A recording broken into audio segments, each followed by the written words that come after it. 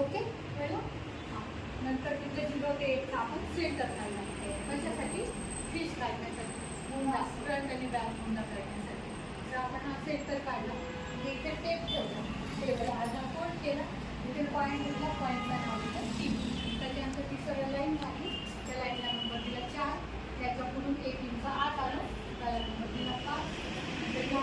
त्याच्यात टेप ठेवला, त्याचं त्याला पुन्हा फोल्ड केलं, त्याचा सेंटर काढला, लाईन दिली, नंतर 0 पासून 5 पर्यंत, 0 पासून पुन्हा 5 पर्यंत, 1 वरून 1 खाली,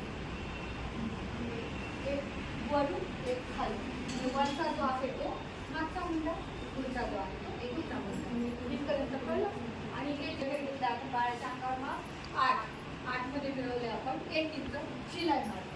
हे झालं 8चा हाफ केलं.